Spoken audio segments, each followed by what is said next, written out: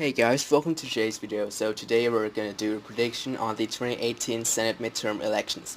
So there's been a poll from Axios poll that uh, showed us that the Democratic Party is losing in some key races in the the Senate midterms.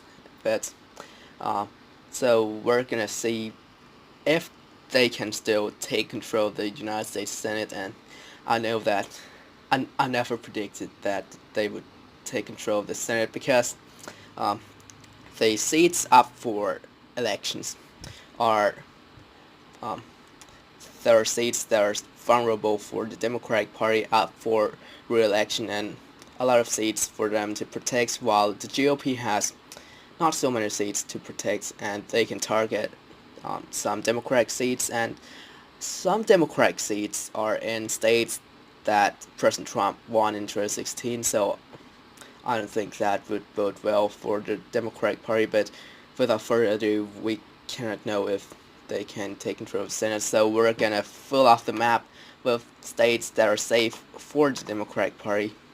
So yeah, those West Coast states and Northeastern states. Uh, New York, Vermont, and Maine. There we go.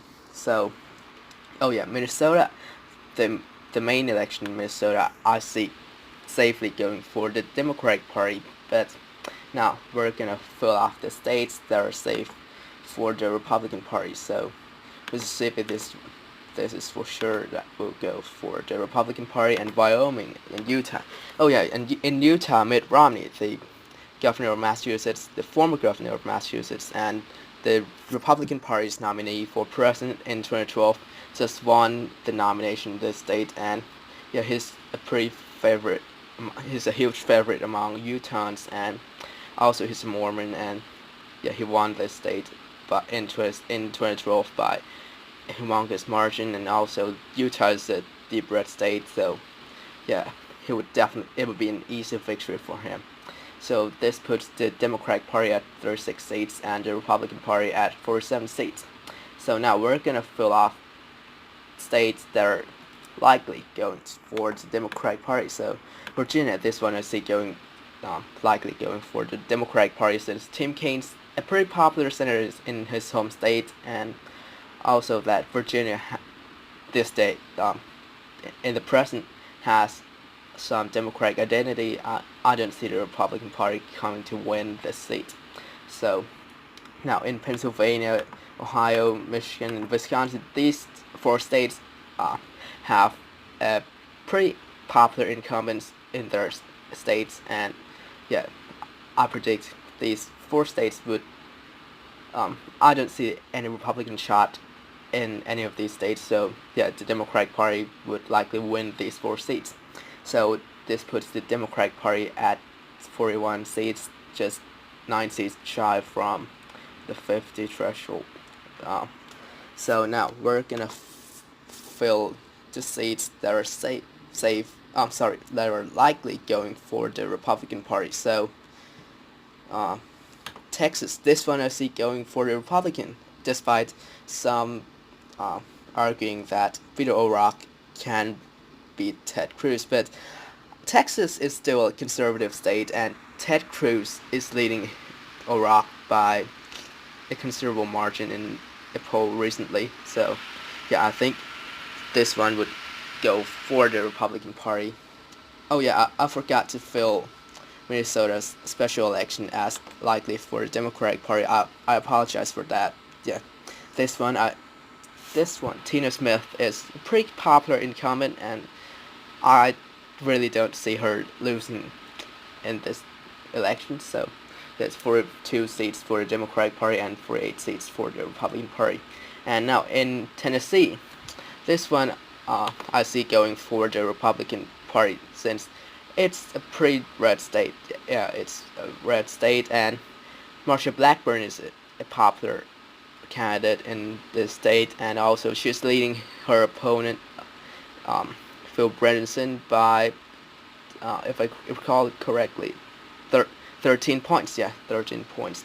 So yeah, this one would be an easy victory for the Republican Party, putting them at 49 seats, and yeah, just 2 seats away from the majority. So now we're gonna take a look at states that are leaning to the Democratic side. So Nevada, this one I see going for the Democratic Party since Dean Heller is not a popular incumbent. So yes, I think this one is one of the most vulnerable seats up for election this November, and yeah, this one Heller is trailing behind his opponent in the Axios poll. So yeah, he would. But actually, I see this one is actually flippable. But as of today, I think Heller would lose his race. And now going to Arizona, this one actually I'm gonna feel as a likely Democratic state since Kirsten Sinema is leading her opponents, her likely opponents, like Joe Arpaio. She's leading by a huge margin, or another Republican candidate. She's leading by a huge margin, or Martha McSally. Sinema is leading McSally, who's a potential Republican. She's probably gonna go to be a Republican nominee for Senate in this state. Martha McSally, Kirsten Sinema is leading McSally by just about 4%, if I recall it correctly. And this one, I think it's for the most vulnerable seats as well as Nevada. So in any case, I think this one would go for the Democratic Party unless something big happens, of course. But anyway, this puts the Democratic Party at 44 seats. So now, in West Virginia, this one I see going for Joe Manchin, because Manchin, despite him being in the state that overwhelmingly voted for Trump in 2016, he's a pretty conservative Democrat, and he's quite popular in his home state, and he's leading his opponent Patrick Morrisey by a huge margin. But that the Republican Party, we saw the Republicans' enthusiasm in the primaries. But still, this one I see going for Joe Manchin. And now, in Montana, John Tesler, he's a mildly popular incumbent, and yeah, he's leading in the poll. So I'm gonna give this one to the Democratic Party, and this puts the Democratic Party at 46 seats. Oh yeah, New Mexico, I forgot to fill this one.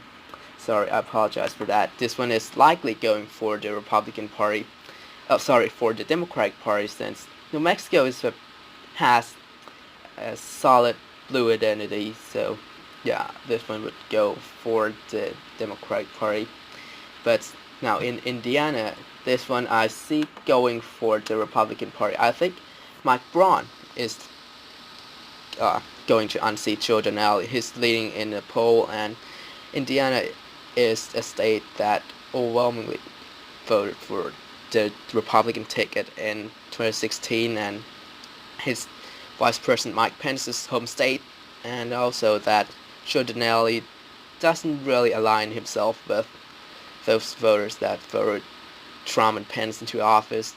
So yeah, Mike Braun is pretty popular. So this one I see going for the for the Republican Party. So this puts the Republican Party at 50 seats, and yeah, they have the Republican vice president to cast a tie-breaking vote. So I think it's pretty safe for the Republican Party. But now, going to Florida, this one I see going for the Republican Party, since although Bill Nelson is a pretty popular incumbent, but his opponent is Rick Scott, who's the governor of the state, and he's quite popular, and in fact his approval rating is higher than Nelson's. Scott's popularity is around 55%, while Nelson's approval rating is around 44% or 47.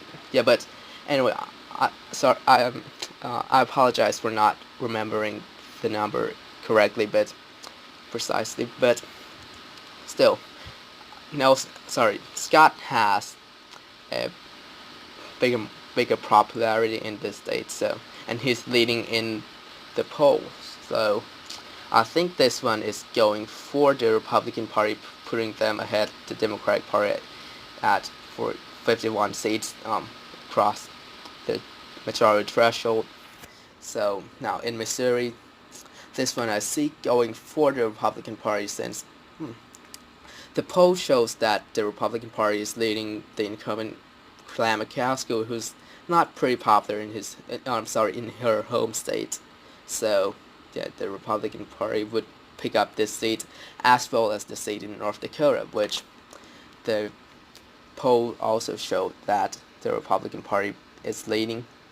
So yeah, this puts the Republican Party at 53 seats and the Democratic Party at 47 seats. So obviously the Republican Party would be able to retain their majority in the Senate. So yes, this is the final map for my prediction as of today, July 15th, 2018. So thank you guys so much for watching, and you can like, share, and subscribe, and I'll see you all later.